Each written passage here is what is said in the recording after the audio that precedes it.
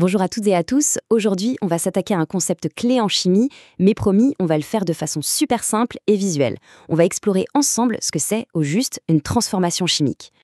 Alors, pour commencer, une question qui a l'air de sortir tout droit d'un tour de magie, où va quelque chose quand ça disparaît?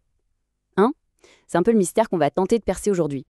Allez, mettons en place une petite expérience toute simple. Imaginez, on a un morceau de craie et à côté, un flacon avec un liquide transparent, de l'acide chlorhydrique. La question c'est, qu'est-ce qui se passe si on met les deux ensemble?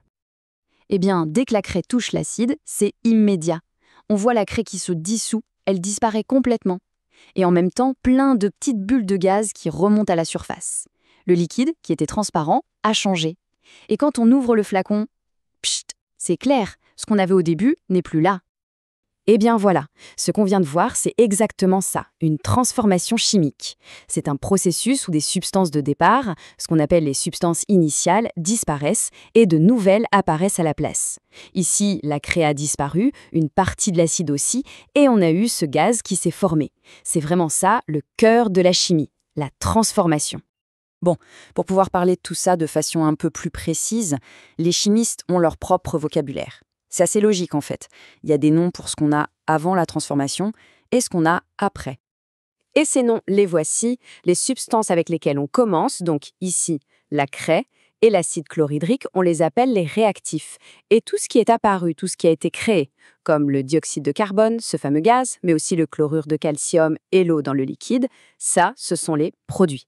C'est simple, non? Les réactifs se transforment en produits. Ok, mais alors, une question se pose. Si la craie a disparu, ça veut dire que ces atomes ont disparu aussi? Eh bien non. Et pour comprendre ça, l'image des Lego est juste parfaite. Imaginez que les atomes sont comme des briques de Lego. On ne les détruit jamais, on fait juste autre chose avec. En fait, la réaction chimique, c'est un peu comme déconstruire et reconstruire avec des Lego. D'abord, l'énergie de la réaction casse les liens qui tiennent les atomes ensemble dans les réactifs. Ensuite, ces atomes, nos briques, se retrouvent libres et se réorganisent d'une nouvelle manière. Et enfin, de nouveaux liens se créent, formant les produits. Aucune brique perdue, juste un nouvel assemblage. Alors, les substances ont changé, c'est clair, mais est-ce que tout a changé? Ou est-ce qu'il y a quelque chose qui, lui, n'a pas bougé du tout pendant l'expérience? Et la réponse est assez incroyable. Si on avait fait l'expérience dans un flacon bien fermé et qu'on l'avait pesé avant et après, la balance indiquerait exactement, mais alors exactement la même masse, au milligramme près. Rien n'a été perdu. Et ça nous amène directement à l'une des règles d'or de la science. Une loi formulée par un certain Antoine Lavoisier, un chimiste français. C'est la clé de notre énigme du début. Et ça se résume en une phrase magnifique.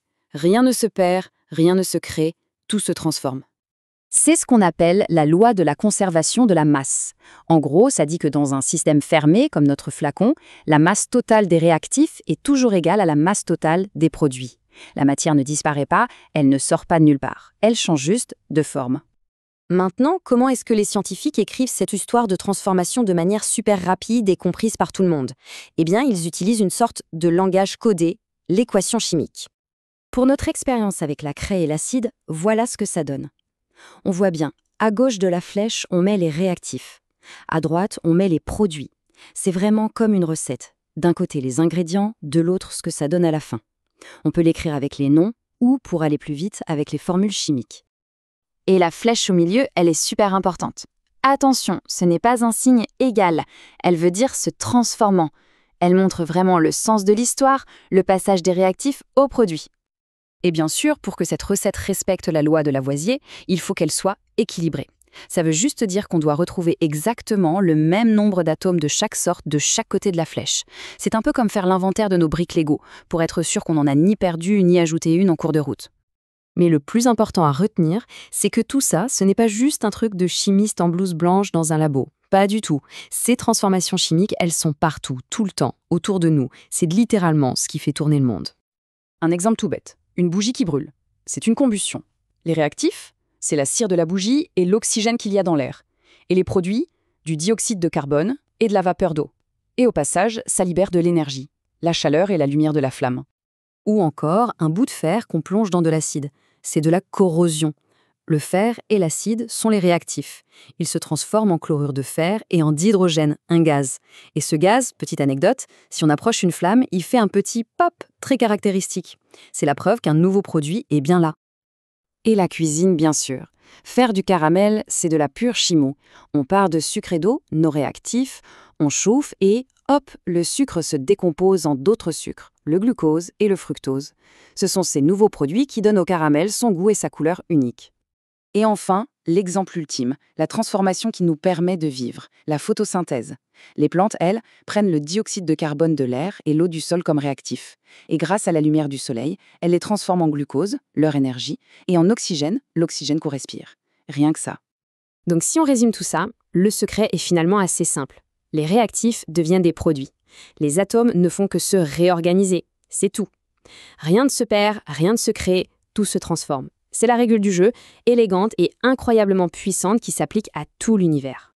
Et ça nous laisse sur une dernière réflexion. Si rien ne se perd jamais, si tout ne fait que se transformer, ça veut dire que le monde est en perpétuel recyclage. Les produits d'une réaction aujourd'hui deviendront les réactifs d'une autre réaction demain.